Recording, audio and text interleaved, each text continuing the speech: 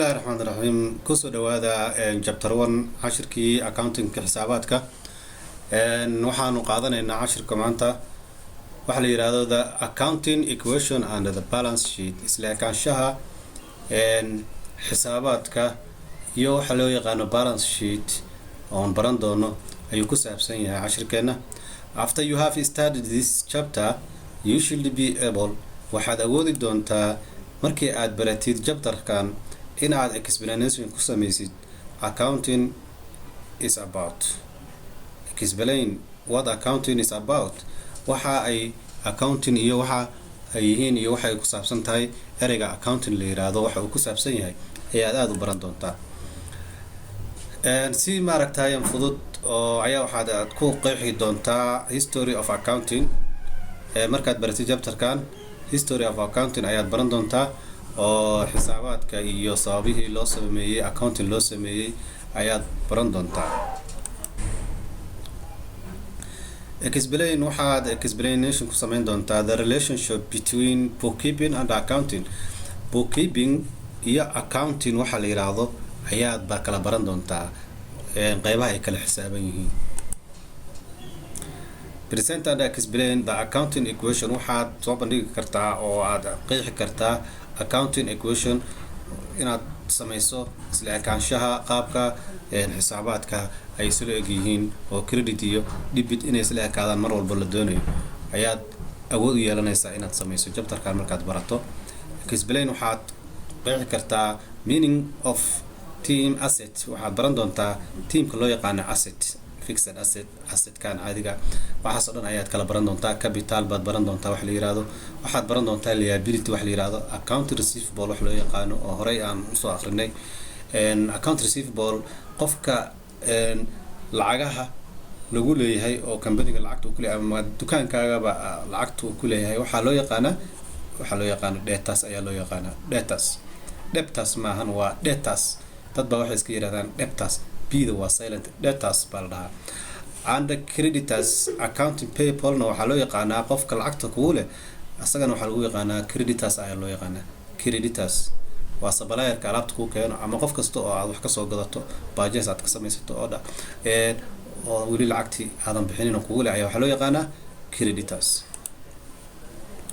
waxaad awood u yeelan doontaa markii aanu dhamayno chapterkan in aad qeexdo how accounting transaction effect sida accountingka transactionka uu sameynayo uu macnaha xisaabaadka wareegayo marba meel ku dhacayo mar alaab noqonayo mar cash noqonayo mar bangi la dhigayo mar qasnad la gelinayo transactionkaas iyo alaabta la gadayo sida effectiga uu sameynayo accounting equation isla ekaanshaha xisaabaadka credit iyo debit qaabka ay isla ekaanayaan in aad mar walbo aad la socotid ayaad ku baranaysaa qaybtan. Okay, hadaba marka what is accounting? Accounting maxaa la yiraahdaa? Accounting muxuu yahay hadii lagu yiraahdo waxaad leedahay accounting can be defined as the process of identifying, measuring and communicating economic information to permit informed judgments and decisions by the users of the information. Accounting marka waxaad ku qeexaysaa waxaad leedahay waa nidaam process kaas oo aqoonsi leh oo lagu cabir karo lagu qiyaasi karo communicating economic wayaan oo informationka lagu sameynayo dhaqaalaha iyo wada xiriirka akhbaaraadka waxyaalaha soo dhan ayaa la yiraahdaa si markaasi to permit information si marka loogu ogolaado judgment and decision in la sameeyo go'aan kama dambaysa in la sameeyo qofka markaas informationkaas isticmaalayo accounting ama company-ga iska leh inuu go'aan ka qaato ayaa loogu talagalay. marka accounting marka waxa weeyaan waa process-ka noocaas oo kale oo aqoonsi wax walba aqoonsi ay wataan. xisaabaad walba aqoonsi bay leeyihiin. xisaab kaste waxay leedahay communication iyo maaragtay information gaar ah ayay leedahay. marka wax kasta oo marka informationkaas leh oo ku saabsan ganacsiga iyo lacagahaas kala wareegayo ayaa waxa loo yaqaanaa accounting ayaa loo yaqaanaa. Okay, the history of accounting history of accounting macnaha accounting maxaa loo sameeyay oo macnaha historygiisa maxay tahay waxaa la yiri accounting began because people need to accountingka iyo xisaabaadkan insan wax loo xisaabiyo ama manual wax ama computerized lagu xisaabiyo waxa weeyaan dadka ayaa u baahan dadka ayaa u baahan, sida awgeed ayaa loo bilaabay. sababaha dadka ugu baahan yihiin marka waxaa weeyaan saddexdan qodob ayaa ugu muhiimsan. Record business transaction, waxaa la record garaynayaa oo la qorayaa business transaction oo dhan. Transactionka waxaa la yiraahdaa yacni wax kasta oo ganacsiga uu sameynayo. ganacsiga marka u horeyso lacag baad wadataa, waxaad gelinaysaa meel dukaan baad gadaysaa, dukaankii alaab baad gelinaysaa, waa alaabta qaar baa la gadanayaa, qaar baa purchase lagu sameynayaa, baa order, lacagta baa cash soo noqonaysa, qasnadii gelaysaa, qasnadii baa laga sii qaadayaa, waxaa la sii gelinayaa bangigii. Transactionka noocaas ayaa waxaa la yiraahdaa in marka business transaction record, in la record garayo ganacsigii iyo wareegga uu sameynayo. Now if they waxaa marka loogu talagalay accountingkaas in la ogaado why been financially successful, in ganacsigii uu guuleystay ayaa lagu ogaanayaa. waxaa lagu ogaanayaa ganacsigii inuu guuleystay ama uu khasaaray. anda waxaa lagu ogaanayaa sidoo kale accountingka waxaa lagu ogaanayaa how much they out, imisa ayagu ay leeyihiin, companyga meequu leeyahay oo lacag ka maqan, oo dad lacag oga maqan, customer lacag oga maqan.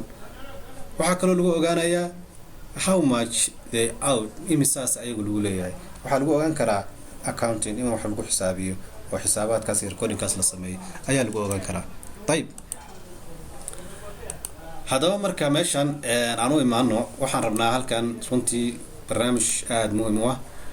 intaan haddii aad qofka arday uu yahay uu fahmo, waxa weeyaan wuu fahmi karaa dhammaan accountingka iyo xisaabaadkiisa oo dhan waa uu fahmi karaa. meeshan markaan u imaano, capital waa qaacido muhiim ah. qaacidadan inaad si fiican u fahanto ayaa la doonayaa haddii aad tahay arday doonayo inuu barto xisaabaadka, haddii aad doonaysid inaad kambanigaaga xisaabsato, haddii aad doonaysid dukaankaaga inaad xisaabsato, mar walba aad la socoto inuu faa'iiday inuu khasaaray, aad doonaysid inaad qaacidadan mar walba inaad wax ku salayso, waa very very important.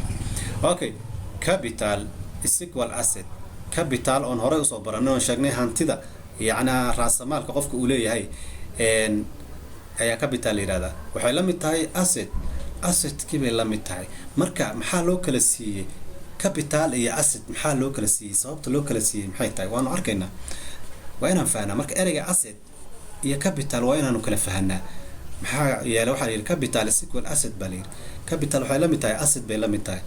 marka capital asset waxay la mid noqonaysaa asset waxaa weeye markii lacagta meel la geliyo lagu howlgalo, lacagtaasi waxa weeyaan oo مثلا dukaan lagu soo gaday, capital haysatay, capitalka lacagta ahayd baad wax gelisay, asset ay isu bedelaysaa.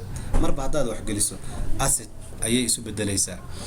marka capitalna waa marka aadan waxba gelin lacagta si cash aad u haysato, ma lacagtaadi hore aadan dukaanna ku furan, meelna aadan gelinin. hantidaas raasamaalka ah waa hanti aad markaas haysato, waxna aadan gelin. laakiin asset waa hantida wareegta ee marba meel gasha, mar cash noqota, mar dukaan noqota, mar dhul noqoto, mar gaari noqoto, mar yaa la yiraahdaa asset. hantidaas wareegaysa. okay, assetkaas waxaa geli kara deyn sida aan halkan ka arki karno kale. capital markii aad rabtid inaad xisaabiso, capital aad raadin rabto, waxaa la yiraahdaa equal asset. asset ayay la mid tahay, waa hantida wareegto ayay la mid tahay. markii laga jaro liability deyn, markii laga jaro oo deyn markaas company uu soo qaatay ama adiga aad soo qaadatay dukaankaaga aad soo gashatay, deynta iyada markii laga jaro ayaa waxaad helaysaa capital hantida raasamaalka ku ah. inaad ogaatid markaad rabto, koow waxaad xisaabinaysaa asset, hantida guud ee meesha taalla, deyn ha lahaato, wax walba ha lahaato. markaad wada xisaabisid kadib ayaa waxaad ka jaraysaa wax alla wixii deyn lagu leeyahay, shaqaalaha hadduu deyn kugu leeyahay, haddii kira lagu leeyahay, haddii maceeda bangi lacag kugu leeyahay, haddii qolo kale lacag kugu leeyahay, supplier lacag kugu leeyahay, waxoo dhan ayaa laga jaraya. marka waxaasoo dhan laga jara assetkii ayaa waxaa kusoo baxaysa capital, lacagtii miidda ayada capitalkeed. capitalka waxyaalo kale oo laga sii jiro oo drawing la yiraahdo ayaa jira, marka waa baran doonaa.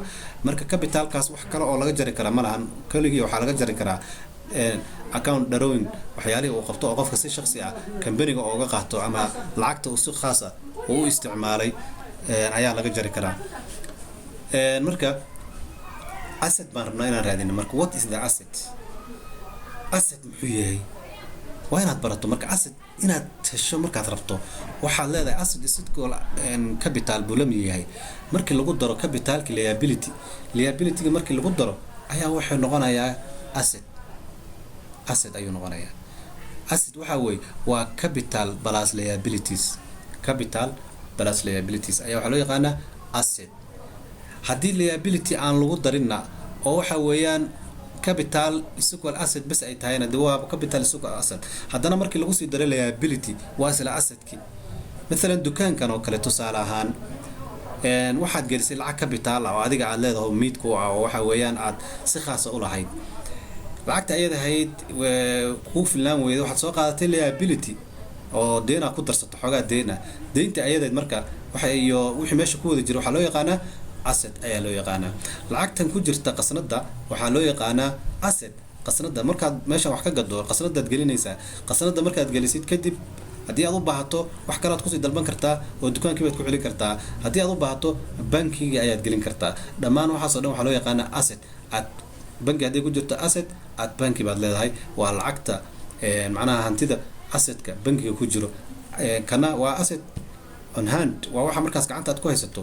tana waxa weeyaan waa yacni waa baqaarkii iyo maasha iyo maaragtay dukaankii iyo alaabtii aad gadaysay oo asadka ahayd weeyaan meesha alaabta aad ku gadaysay aad stock weeyaan wixii stock ugu jiro oo dhan ayaa iyaguna asset loo yaqaanaa marka assetkan waa assetka wareega ee marba meel gala mar wuxuu noqdaa cash mar wuxuu noqdaa bankigu galaa mar waxa weeyaan alaab buu noqdaa alaabta saa wareegaysa ayaa waxaa loo yaqaanaa asset marka asset is equal capital plus liability sidaas ayaa lagu qeexaa marka waxaa jira wax la yiraahdo fixed asset oo hantida ayaguna maaragtay lagu shaqeeyo company-ga loogu shaqeynaa gaarigii dhulalkii waxyaalaha noocaas oo kale miisaskii oo kale kuraastii waxyaalaha markaas lagu shaqeynaayo ayagana fixed asset ayaa la yiraahdaa waanu baran doonaa laakiin qaacidadan markaad fahantid waxaad ku fududaanayso in aad fahantid waxa loo yaqaano capital